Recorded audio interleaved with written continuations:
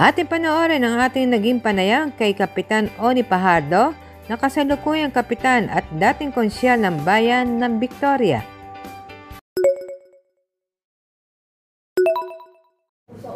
Okay, magandang hapon po,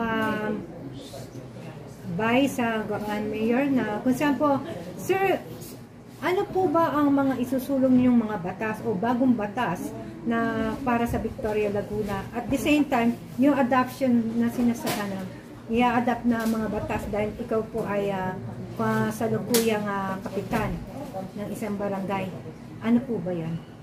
Okay, isang magandang araw po sa atin, sa lahat po ng mga taga-bayan ng Victoria, Laguna. Isang magandang hapon po sa atin. Bilang ako po ngayon ay aplikante ng bilang pangalawang punong bayan ng bayan ng Victoria, Laguna. So, simula po sa programa po ng ating mamahalin at tiniti ako na magiging mayor, Mayor Corazon Almeida, akin pong tutulungan siya kung ano po yung mga batas o programa para angkop sa aming bayan. So magtutulungan po kami dalawa. Bilang ako naman po ay nasa legislative body, so yung mga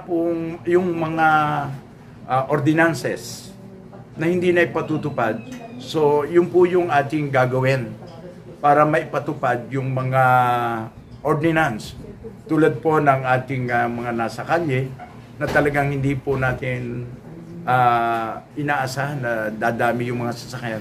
So gagawin po natin na masanay yung mga tao na may mga pag-aaring sasakyan ay ilagay po natin sa tama para hindi makasikip ng daan. Tungkol naman po sa mga proyekto o programa, bilang ngayon po ako'y punong barangay sa aming barangay sa San Francisco. So siguro i-adapt ko na lang po yung kung paano ko inumpisahan yung pagpapaunlad para sa aming barangay. At tutulungan natin yung mga tao para sa isa pong pangharap po na yung mga daan na makikipot para po sa paglalabas ng mga ani, ng mga moron na ang Victoria po ay agrikultura.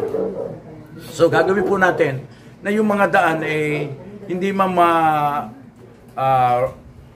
maibigay namin yung tama na sukat, pero yung mga daan ay gagawin po namin dadagdagan para po doon sa lumuang yung mga daan. At tungkol naman po sa peace and order, sabi nga po, kapag ang isang bayan magulo, siyempre wala po tayong mga investor.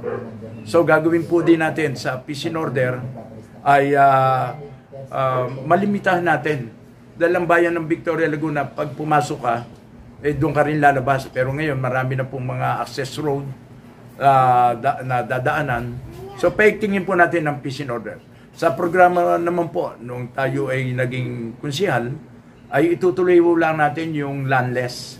Yung lupa para sa walang lupa. At yan po ay naging programa ko nung ako'y naging konsihal. So dalawang homeowners association ang ating nagawan. At yun po yung hihilingin natin kay Mayora sa tandem namin dalawa at ang buong slate. Yun po yung gagawin namin. Maibsan yung mga informal settler na nasa danger zone, may ilagay po natin doon sa tama na dapat paglagyan nila. At yun naman po, pangarap din ng namayapang Mayor, Frankie Almeida, na yung seawall. Seawall ng dagat ng Victoria. So, sa ngayon po, laging problema kada uulan, babagyo. Yung pong mga tao, yung mga nakatira sa along the Laguna Lake, talagang binabaha po sila. So, yun po yung bibigyan natin ng isang solusyon na gagawin namin ni Mayora doon sa pagiging executive at legislative. Gagawin po namin, ihimukin namin kung paano namin magagawa at maihingi ng mga pondo sa national para po madala dito yung proyekto. Okay. What about po doon sa livelihood program at sa mga produkto na mayroon kayo dito sa Victoria? Yan. Napakaganda po. Para po doon sa bilang isang anak ng magsasaka, pinapangarap ko rin po na ang ating mga nagtatrabaho sa bukid, talagang halos wala pong natitira. Dahil wala pong sapat na puhunan. So, yun po yung aming ginagarantiya sa mga magsasaka na isa sa malaking tulong ay yung ayuda ng Department of Agriculture.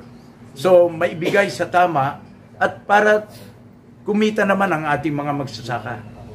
At tungkol naman po sa mangisda, bilang ako'y naging Committee ng Agriculture nung panahon ni Mayor Ato Rebung, so nabigyan naman po namin ng pagkakataon na yung hinaing ng ating mga mangisda ay nabigyan po natin na tulong at nabigyan din namin ng mga fishnet para sa kanilang panguhuli. At sa tungkol naman po sa livelihood program, bilang ako po ngayon ay barangay captain, nung ako po yung naging kapitan, ibinigay ko po yung budget ng sa Gender and Development, sa GAD. So, meron po kaming ibinibigay na issue para makapagbigay kami ng budget na galing sa GAD. At yun po ay sa kasalukuyan ay nagagawa po namin, ibinibigay namin sa bawat samahan, lalo higit dun po sa mga kababaihan dahil tiningnan kong mabuti kung ang babae sa tahanan ay makakatulong sa haligi ng tahanan, ay malaki pong bagay para sa isang pamilya. Okay. Bukod po dito sa mga nasabi niyo, ano pa ho ang mensahe ninyo para sa ating mga kababayan dito sa Victoria? Okay po, sa mga taga-bayan ng Victoria, Laguna, pinaabot ko po yung masisinan na ang para sa pagbabago ng bayan, yung walang diskriminasyon sa isang panunungkulat pamamala. Umasa po kayo, mga taga-bayan Victoria, Laguna, natatawaging victory ang Laguna sa Team Alpha dito sa ating bayan.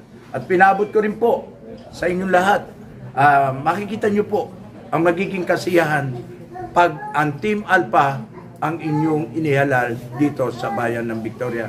Natatawagin nating victory ang Victoria, Laguna. Okay, maraming salamat po kay Vice Mayor Pahardo sa kanyang nasabi at naway magpatuloy ang inyong tagumpay para sa dito sa Victoria. Victory para sa Team Alpha. Maraming po salamat.